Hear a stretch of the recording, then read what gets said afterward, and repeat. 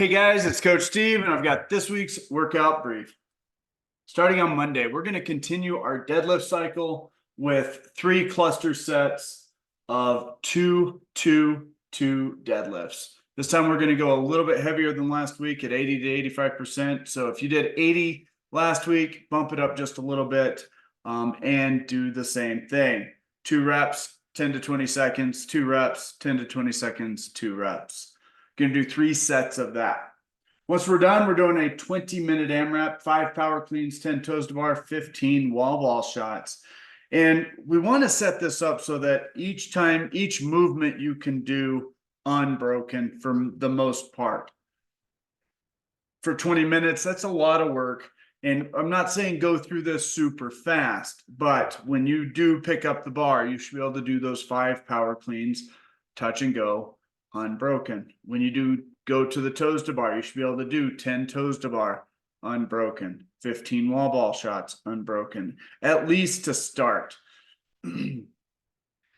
As you progress, maybe you break this into about 2 sets, but that should be about it. If those movements are too hard for you to do that, scale the number down or scale the movement so that it is simpler, easier to do. And try to shoot for multiple rounds here, looking at around 7-ish rounds on this workout. On Tuesday, you're going to start off practicing some power snatch. So power snatch, hang snatch, and snatch balance, just building that up to heavy. Just practice those movements. And then 5 rounds, 10 power snatch, 10 box jump overs. Now, again, we don't have the functional fitness group class on Tuesday. So if you do this, practice this one, be very safe. If power snatch or snatch aren't in your wheelhouse, change this to cleans or kettlebell swings. Goal here is 6 to 8 minutes with a 12-minute cap. On Wednesday, we're going to start off practicing kipping and kipping pull-ups. Really get our shoulders and body ready for dynamic pull-up movements. And then we're going into 10 rounds, 10 pull-ups, 10 ring dips, 10 sit-ups, 10 air squats. Now that's 100 reps of everything. That's going to take some time. We're looking at 15 to 20 minutes with a 23-minute cap. The big thing to focus on here is just being consistent with the movements. You shouldn't feel like going fast is the primary key here. You should be able to do things in large chunks, good reps, maybe not unbroken the whole time, right? 10 pull-ups for 10 rounds is a lot of reps. So maybe those break up. Same with the ring dips. Sit-ups, probably not going to be the problem. Air squats, probably not going to be a problem. And that's the way this should go. If you need to scale things down, you can scale those movements, make them easier, or you can scale the reps down, or both, just to hit that time cap. And it should be somewhere in the middle of, hey, my muscles are fatigued and it's hard for me to keep going. And hey, I'm breathing hard.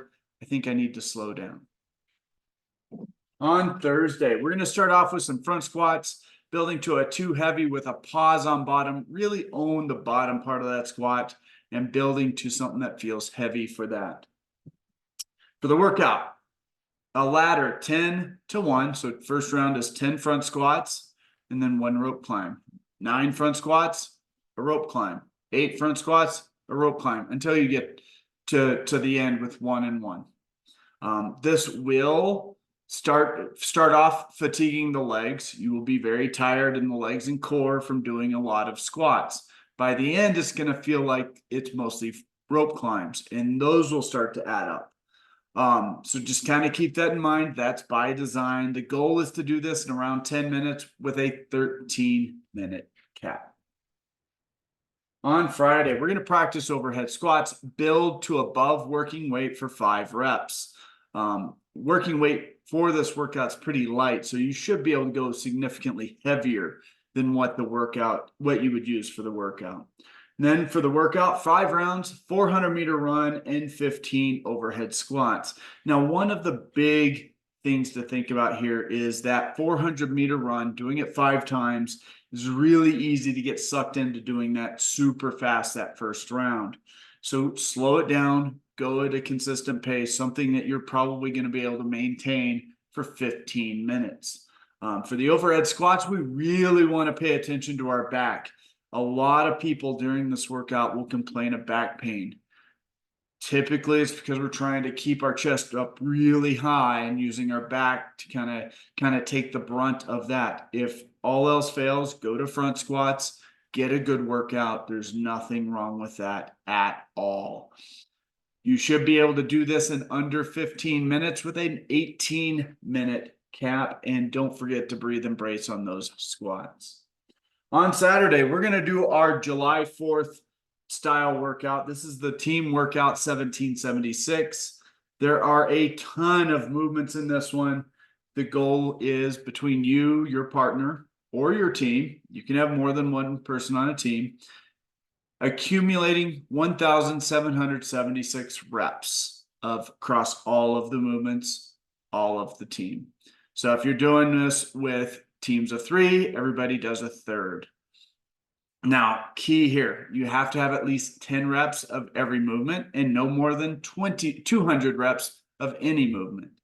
So just kind of keep that in mind. Everybody gets to suffer through some of this exercise. This is a team effort, so just kind of keep that in mind. 1776 was the year that the United States declared its independence, and that's the significance of this workout. There's a 50-minute cap on this, but generally we're looking at just moving for a very long time. Everybody can work at the same time.